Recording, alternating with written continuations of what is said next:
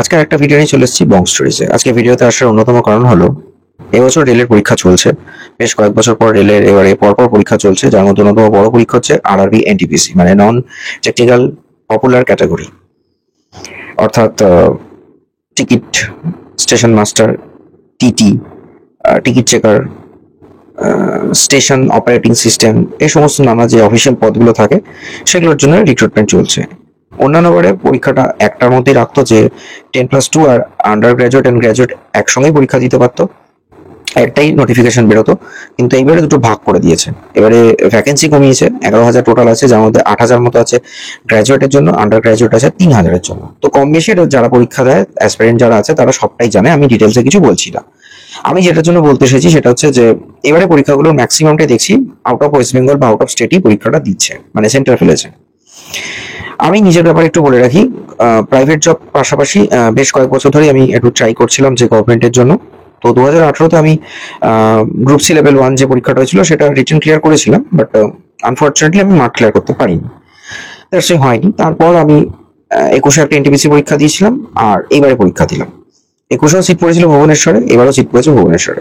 2021-এর যে ভ্যাকেন্সিটা বেরিয়েছিল তাতে কম বেশি কিছু লোকের ওয়েস্ট বেঙ্গলের বাইরেও সিট পড়েছিল, কিছু লোকের ওয়েস্ট বেঙ্গলের মধ্যেও সিট পেয়েছিল, মানে ইস্টার্ন কলকাতা বা আরআরবি বোর্ড কলকাতা থেকে যারা ফিল আপ করেছিল। এবারে দেখলাম নর্থ চব্বিশ পরগনা, হাওড়া, হুগলি, দক্ষিণ চব্বিশ পরগনা এবং কলকাতা, এই 5টা ডিস্ট্রিক্টের যারা আরআরবি কলকাতার হয়ে ফর্ম ফিল আপ করেছে তাদের ম্যাক্সিমামই সিট পড়েছে ওড়িশাতে। আমার যেমন পরীক্ষা পড়েছিল 12ই জুন, তো আমার কাছে মেল এসেছিল এবং মেসেজ এসেছিল 2 তারিখ 3 তারিখ করে, যে সিট ইন্টিমেশন আপনি চেক করে নিন, আপনার সিট পড়েছে আউট অফ ওয়েস্ট বেঙ্গল, ভুবনেশ্বরে ছিল ফার্স্ট শিফটে 12ই জুনে। তারপর 8 তারিখে অ্যাডমিট কার্ড জেনারেট হলো, তো দেখলাম যে আমার সিট পড়েছে, সেন্টার পড়েছে ভুবনেশ্বর স্টেশন থেকে 12 কিলোমিটার দূরে একটা সেন্টারে, রাধারমন অ্যাসেসমেন্ট পার্ক। এই ডিটেলস কিভাবে গেলাম না গেলাম সেটা আমার আরেকটা চ্যানেল আছে, সেখানে আমি দিয়ে দেবো। যেহেতু এই পরীক্ষাটার ভ্যাকেন্সি কম এবং সিটও মানে ফর্ম ফিল আপও প্রচুর হয়েছিল, তো আন্দাজ করেছিলাম যে পরীক্ষাটা খুব সোজা হবে না। প্রিপারেশন চলছিল, পরীক্ষাও দিলাম, ঠিক আছে। কয়েকটা কথা বলার আছে, সেটা হচ্ছে যে 2021 সালে পরীক্ষার যে বললাম যে আমার ভুবনেশ্বরে সিট পড়লে অনেকের কলকাতায় পড়েছিল, কিন্তু এবারে দেখলাম যে ম্যাক্সিমামই ওড়িশাতে ফেলেছে। 2018 বা 17-র সময় নাকি শুনেছিলাম যে দিল্লি, উত্তরপ্রদেশ, বিহারে নাকি কিছু স্ক্যাম হয়েছিল রেলের পরীক্ষাতে। তখন স্বচ্ছতা আনার জন্য, যাতে দুর্নীতি না হয়, সেই জন্য ক্যান্ডিডেটকে রিলোকেট করা হচ্ছে, মানে সে তার সেন্টারে বা সে তার নিজের এরিয়াতে পরীক্ষা দেবে না, তাকে বাইরে ফেলা হবে। ইউজুয়ালি আমরা জানি যে কলকাতায় পরীক্ষা হলে টিসিএস গীতবিতানে সেট পড়ে, বা ব্যারাকপুরের রিজেন্টে আছে, আদিসপ্তগ্রামের ওটি আছে, দুর্গাপুরের বিসিরা ইঞ্জিনিয়ারিং কলেজ আছে, এরকম বেশ কিছু ইঞ্জিনিয়ারিং কলেজ এবং টিসিএস যেহেতু এটাকে কন্ডাক্ট করে পুরো সিস্টেমটাকে, ওদের গভর্নমেন্ট ডোমেনের মধ্যে পড়ে, রেলের বা এসএসসি, সিজিএল বা এই ধরনের ম্যাক্সিমাম পরীক্ষা আর আইবিপিএস এগুলো সবই টিসিএস কন্ডাক্ট করে। তো ওদের গীতবিতান একদম ধরাবাধা একটা সেন্টার, সেখানেই সেন্ট পড়তো। কথা হচ্ছে যে এইবারে আমি যেটা দেখলাম, যে ওই বললাম ম্যাক্সিমাম 4টে ডিস্ট্রিক্টের ছেলেদের বিশেষ করে পুরো একদম বাইরে ফেলেছে স্বচ্ছতা আনার জন্য। ভালো কথা, বুঝলাম। আমার কিছু বক্তব্য আছে। রিলোকেট করা যেতেই পারতো, ঠিক আছে, যে কলকাতা ছেলেকে কলকাতা সেন্টার ফেলা হবে না, তাকে 100 কিলোমিটার 150 কিলোমিটার কল্যাণী হোক, ওদিকে আপনার ব্যান্ডেল, দুর্গাপুর, এসব সাইডে কোথাও একটা সেন্টার ফেলতে পারতো। এমন একটা জায়গা সেন্টার ফেলেছে ভুবনেশ্বরে, মানে আমি কতগুলো জিনিসের এবারে এক্সপিরিয়েন্স নিলাম বলে বলছি। সাপোজ আমার পরীক্ষা পড়েছিল 12ই জুন, আমি কি বুঝলাম যে আমার পরীক্ষার প্রিপারেশন 10ই জুনের মধ্যে শেষ করে ফেলতে হবে, মানে আমি 11 তারিখ আর পড়তে পারবো না। তার সাথে আমার কিছু আরো বক্তব্য আছে। কেন? সাউথ ইস্টার্ন রেলের এবছর প্রচুর প্রবলেম চলছে ফ্রম ডিসেম্বর 2024। 2024-এর ডিসেম্বর থেকে সাউথ ইস্টার্ন রেলের মানে সার্ভিস একেবারেই বসে গেছে, ট্রেন টাইমে চলে না। দেখা যায় যে 5 ঘন্টা, 3 ঘন্টা, 4 ঘন্টা, কোনো কোনো ক্ষেত্রে 10 ঘন্টা লেটে চলছে। আমি বলছি না যে পুরী বা ভুবনেশ্বর বলে, ধরুন আপনি ভুবনেশ্বর যাবেন, ট্রেনে টিকিট পাচ্ছেন না শর্ট টাইমের মধ্যে, তাহলে সেক্ষেত্রে কি করতে হবে? দেখা গেল যে একটা টিকিট কাটতে হচ্ছে, সেখানে আমি নর্মাল স্লিপারে পাচ্ছি না।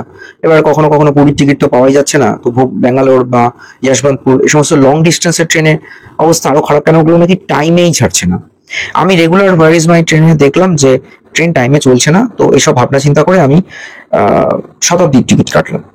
মানে 11 তারিখ দুপুরবেলা শতাব্দী টিকিট কাটলাম, তাও সেটা আমি 10 তারিখ কেটেছিলাম। তৎকালে চার্জ একটু বেশি পড়েছিল, আমি বলেই দিচ্ছি কিভাবে কিভাবে কেটেছি। তৎকালে যে গেলাম আইআরসিটিসি অ্যাপে, সেখানে গিয়ে তৎকাল অপশানে গিয়ে আমি টিকিট কেটেছিলাম। সকালবেলা 10টার সময় এসি উইন্ডো ওপেন হচ্ছে, আর 11টার সময় স্লিপার ক্লাস উইন্ডো ওপেন হচ্ছে। টিকিটটা কাটলাম, তো আমি জানি যে আমার 12 তারিখ পরীক্ষা হয়ে যাবে, দেন আমি ফিরবো। যে সমস্যাগুলো আমি মানে সম্মুখীন হয়েছি আমি সেগুলোই বলছি। তো এবার আমি ভাবলাম যে ঠিক আছে, আমি তাহলে ফিরবো এইভাবে। এবার আমি যে ফেরার ট্রেনগুলো আছে সেগুলো চেক করছি, এবং প্যারালালে আমি কিছু জায়গায় দেখছিলাম প্রত্যেক দিন এই যে বাইরে পরীক্ষা ফেললো, প্রত্যেক দিন কোনো না কোনো টেকনিক্যাল গ্লিচ হচ্ছে। তাতে দেখা যাচ্ছে যে মানে পরীক্ষা হয় শুরু করতে দেরি হচ্ছে, কখনো কখনো কিছু কিছু শিফটে ক্যান্সেল করে দিয়েছে পরীক্ষা। মানে ভাবুন, যারা এখান থেকে এত দূরে গেছে তারা গিয়ে জানতে পারছে সকালবেলা পরীক্ষা ক্যান্সেল হয়ে গেছে, তাদেরকে আবার বাড়ি পাঠিয়ে দিচ্ছে, পরে জানানো হবে পরীক্ষাগুলো আবার কবে হবে। এটা বলছি না সব শিফটে হচ্ছে, কোনো কোনো শিফটের কোনো কোনো সেন্টারে হচ্ছে টেকনিক্যাল প্রবলেমের জন্য, নেটওয়ার্ক প্রবলেম হতে পারে, সিস্টেম প্রবলেম হতে পারে, এইসব কারণে হচ্ছে।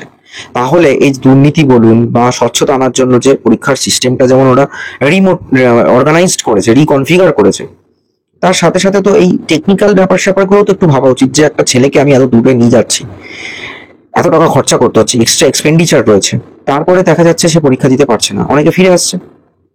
এবার আমার ফার্স্ট শিফটে পরীক্ষা ছিল 9টা থেকে 10:30। এবার আমি দেখছি আগের দিনও বেশ কিছু জায়গায় পরীক্ষা ডিলে হয়েছে।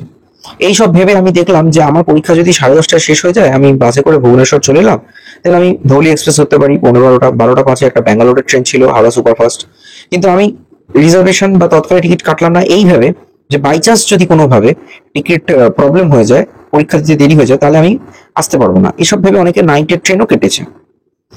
তা আমি এই সমস্ত ঝামেলা গেলাম না, ভাবলাম ঠিক আছে, যাওয়ার সময় রিজার্ভেশনে গেছি, ফেরার সময় আমি কষ্ট করেও জেনারেলে চলে আসবো। বিশ্বাস করুন, আমার ধারণার বাইরে চলে গেছে যে জেনারেলে এরকম হতে পারে। ওর তো পর 12 তারিখে পরীক্ষা ছিল, আর 11 তারিখে ছিল স্নানযাত্রা। পুরীতে নাকি মারাত্মক ভিড় হয়েছিল, আর পুরীতে স্নানযাত্রা উপলক্ষে প্রচুর মানুষের ভিড়, সেই লোকগুলো ফিরছে ধৌলিতে বা ভুবনেশ্বর হয়ে বাসে করে অনেকে ফিরছে। এবার আমার তো পরীক্ষা টাইমলি শেষ হয়ে গেছে, এবার আমি সেই ট্রেনে করেই ফিরেছি ধৌলিতে। উঠতে প্রচন্ড কষ্ট হয়েছিল, ভেবেছিলাম পরের ট্রেনটা ধরবো, শুনলাম ওটা ব্যাঙ্গালোর থেকে আসছে এবং সেটাও নাকি প্রচন্ড লেটে আসছে। কি করব, কোনো উপায় নেই, সব ক্যান্ডিডেট, ওদিকে পুরীর ভিড়, এদিকে ভুবনেশ্বরে দেখছি মারাত্মক ভিড়, ওর মধ্যে করেই এলাম। 4টে পর্যন্ত দাঁড়িয়েছিলাম, 12টা থেকে 4টে পর্যন্ত জায়গা পাইনি। 4টের পর বালেশ্বরের কাছাকাছি এসে আমি সিট পেলাম, কিন্তু সেই ধৌলি এক্সপ্রেসও দেখলাম টাইমে চলছে না। ফেরার সময় সেই ট্রেন পুরো দাঁড়াতে দাঁড়াতে এলো। লাস্টে 9:45টার সময় আমি আন্দুলে নেমে গেলাম। আন্দুল থেকে নর্মাল একটা ট্রেনে করে এলাম সাতটাগাছি হয়ে হাওড়া, দেন হাওড়া থেকে চেঞ্জ করে বালিয়ায় ফিরলাম। ধৌলি নাকি আগে শালিমার থেকে ছাড়ছিল, কিন্তু সেদিনের ট্রেনটা এতটাই প্রবলেম ছিল ওদের, নাকি ওটা পুরী থেকে সাতটাগাছি করে দিয়েছিল। তারপরে দেখলাম ট্রেন টাইমে চলছে না। এক তো 11 তারিখ সকালবেলা যাওয়া, তারপর সেখানে গিয়ে একটা হোটেল খুঁজে থাকা। কেন অনলাইনে অনেকেই মনে করতে পারেন যে হ্যাঁ, আপনারা তো সাজেস্ট করতেই পারেন, কেন কি আছে, আপনারা ওয়েও দেখে নিন বা মেক মাই ট্রিপ দেখে নিন, আরো অনেকগুলো অ্যাপ আছে, সেখান থেকে হোটেল বুক করে যান। কিন্তু তাতে খরচা অনেক পড়ছে। মোদ্দা কথা, আমরা একটা পরীক্ষা দিতে যাচ্ছি, আমাদের মিনিমাম এক্সপেন্ডিচারে ফোকাস রাখতে হবে, যে আমরা মিনিমাম যাবো, মিনিমাম খরচে আমরা পরীক্ষাটা দিয়ে আসবো, আমরা ঘুরতে চাইনি। এটাই ছিল প্রত্যেকটা পরীক্ষার্থীর একটা মোদ্দা কথা। 500 টাকা দিয়ে ফর্ম ফিল আপ করতে হয়, অনেকে অনেক কষ্ট করে ফর্ম ফিল আপ করেছে, পরীক্ষাটায় বসলে তবে 400 টাকা রিটার্ন দেবে। এরপরেও দেখা গেল ছেলেদেরকে এত হ্যারাসমেন্ট করতে হচ্ছে, এত কষ্ট করতে হচ্ছে। আমার সেন্টার পড়েছে 12 কিলোমিটার দূরে ভুবনেশ্বর স্টেশন থেকে, কারোর কারোর পড়েছে 25 কিলোমিটার, কারোর কারোর 30 কিলোমিটার দূরে, যেখানে বাস যায় না, অটো রিজার্ভ করে যেতে হচ্ছে 400 টাকা 500 টাকা। এবারে আমি আমি পুরো পরিস্থিতিটা বলছি যে যারা ভুবনেশ্বর পরীক্ষা সিট পড়ছে তাদের কি কি ফেস করতে হচ্ছে। আমি ফার্স্টে ভুবনেশ্বরে নামলাম শতাব্দী করে রাত্রির 8:30 নাগাদ। দেন তারপরে সেখান থেকে শুনলাম যে হোটেলে বা রেলের মানে ডরমিটরি বা রিটায়ারিং রুম এসব ভুবনেশ্বরে আপাতত বন্ধ আছে, যেহেতু স্মার্ট স্টেশনের প্রজেক্টের কাজ চলছে, বন্ধ আছে।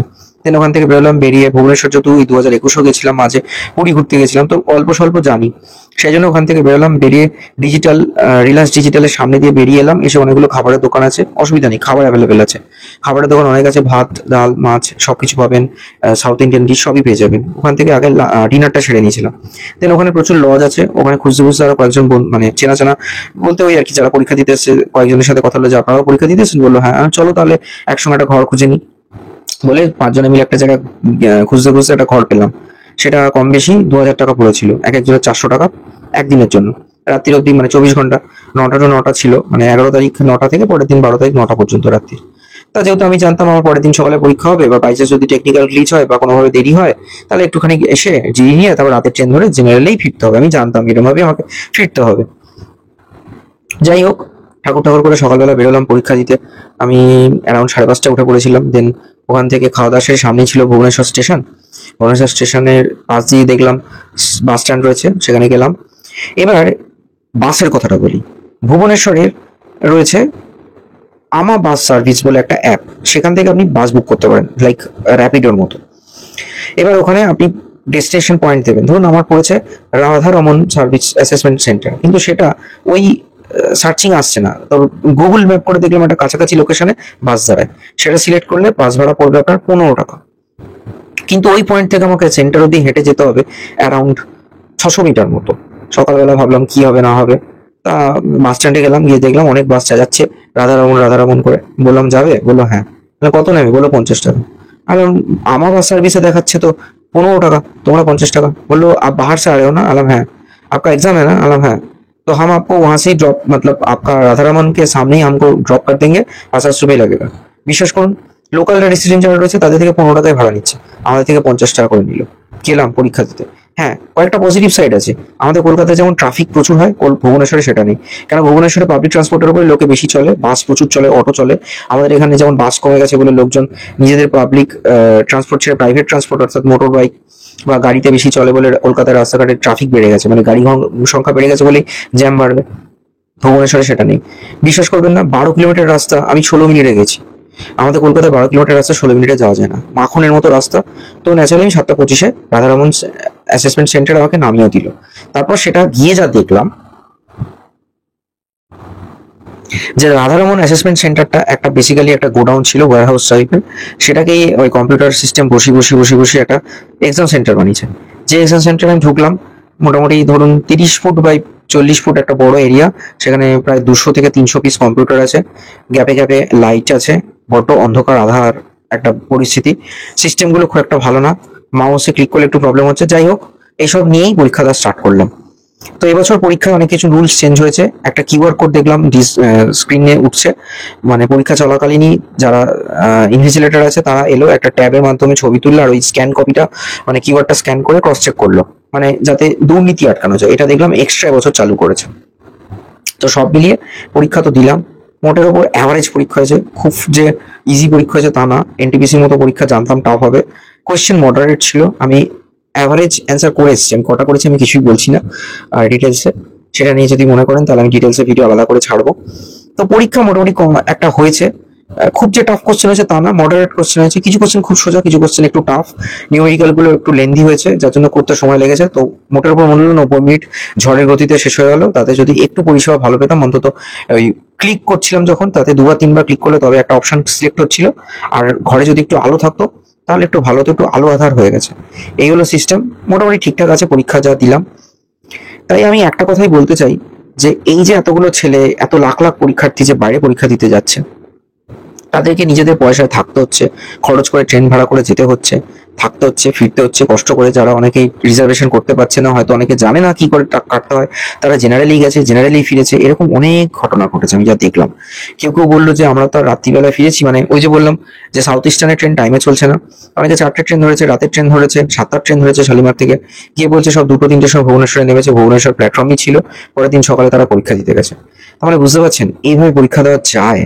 ইউজুয়ালি কি আমরা লাস্ট মোমেন্টে একটা ফিনিশিং টাচ দিই, সেটা তো হলোই না। 12 তারিখে পরীক্ষা, আমাকে 10 তারিখে শেষ করে 11 তারিখে বেরিয়ে পড়তে হলো। তারপরে এত কিছু কষ্ট করে পরীক্ষা দিতে যাওয়া হচ্ছে। কথায় আছে যে কষ্ট করলে কেষ্ট মেলে, এটা ঠিক, কিন্তু এগুলো কিছুটা তো হ্যারাসমেন্ট হয়ে যাচ্ছে না? মতো কথা, কলকাতা ছেলেকে যদি দুর্গাপুরে সিট ফেলতো তাহলেও মানা যেত। ভুবনেশ্বর, তারপরে গিয়ে ঘর খোঁজা, তারপরে থাকা, কতটা হেক্টিক বলুন তো। আমি জানি না আমার সাথে কজন একমত হবেন।